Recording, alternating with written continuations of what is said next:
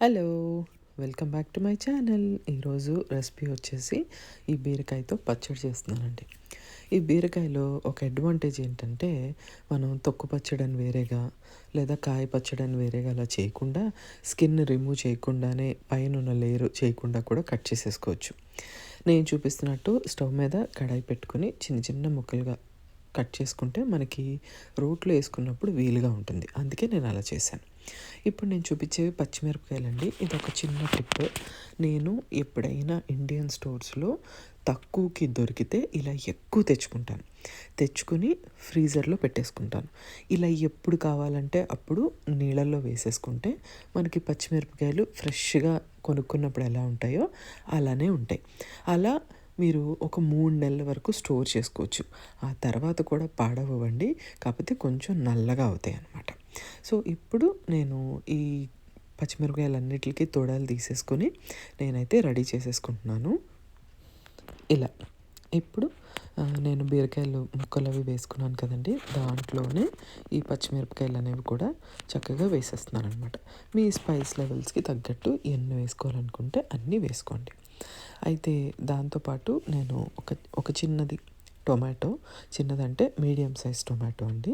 దీనికి చక్కగా కట్ చేసేసుకొని రఫ్‌గానే కట్ చేసేసుకొని ఇవి కూడా పచ్చిమిరపకాయలతో పాటు మూకిడిలోకైతే నేను వేసేస్తాను.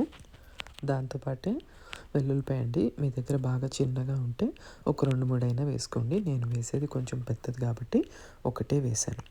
వాటిలతో పాటు జీలకర్ర. ఇది మాత్రం చాలా ఇంపార్టెంట్ అండి. అస్సలు స్కిప్ చేయొద్దు. టేస్ట్ కూడా చాలా బావుంటది. ఒక చిన్నదేనండి చింతపండు.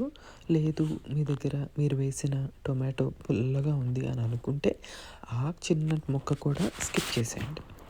అయితే ఇప్పుడు దాంట్లోకి ఒక స్పూన్ నూనె అయితే వేసుకొని చక్కగా వీటిల్ని బాగా మగ్గనివ్వండి మూత పెట్టేసి. ఇవేంటంటే కొంతసేపటికి మంచిగా మగ్గిపోతాయి ఆవిరికి. ఆ తర్వాత ఈ టొమాటోస్ అనే వాటికి పైన స్కిన్ అనేది వచ్చేస్తూ ఉంటుంది. అవి ఇష్టం లేదు అని అనుకునే వాళ్ళు తీసి పక్కన పెట్టేసుకోండి. అలాగే దీంతో పాటు నేను వేసిన వెల్లుల్లిపాయ ఉంది కదా!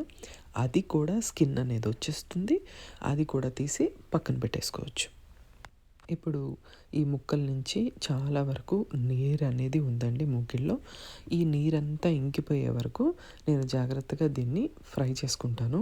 ఇలా వాటర్‌గా ఉడికిపోయినాయి అని అనుకున్నా కూడా మీరు ఆపేసుకోవచ్చు. ఇప్పుడే రుబ్బేసుకుంటే ఏంటంటే బాగా పేస్ట్ దోసకి, ఇడ్లీకి తినే చట్నీలాగా అవుతుందండి. అదే ఆ నీరంతా ఇంకిపోయేంత వరకు వేయించుకుంటే చక్కగా అన్నంలోకి గట్టిగా ముద్దలాగా అవుతది.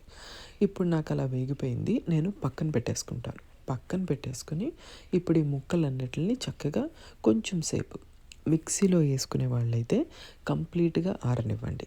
నేను రోట్లో రుబ్బుతున్నాను. అందుకని కొంచెం ఆరనిచ్చాను. ఇప్పుడు జాగ్రత్తగా నేను రోట్లోకి వేసేసుకుంటున్నాను.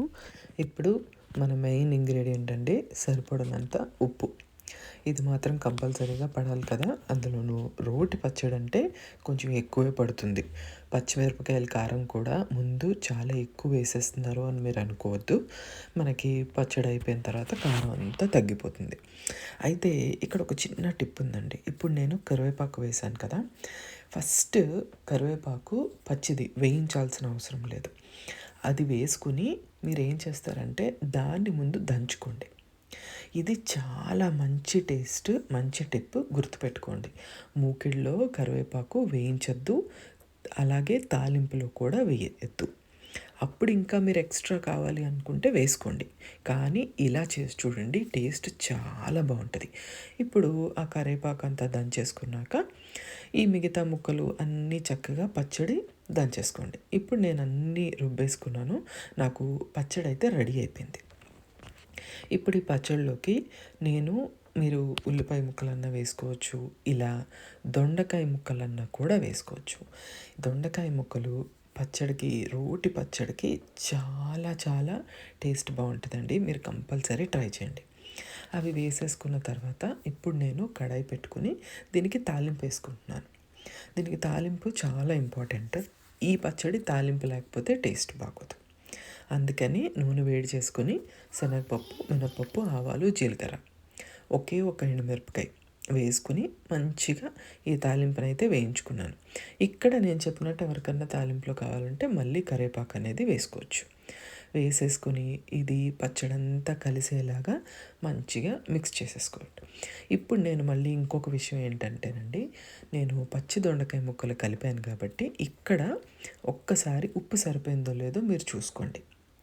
ముందు కూడా పచ్చిమిరపకాయల గురించి చెప్పినప్పుడు ఈ రోటి పచ్చళ్ళకి ఎక్కువే పడుతుంది. అప్పటికప్పుడు తింటేనే మంటగా ఉంటుంది కానీ కొంతసేపటి తర్వాత మొత్తం అంతా తగ్గిపోతుంది. అందుకని చూసుకుని మీరు వేసుకోండి. ఇప్పుడు నాకు ఈ పచ్చడి అయితే రెడీ అయిపోయింది. వేడి వేడి అన్నంతో తింటే ఈ పచ్చడి టేస్ట్ చాలా అంటే చాలా బాగుంటుంది. మీరు కూడా తప్పకుండా ట్రై చేయండి. Thank you so much for watching. Bye.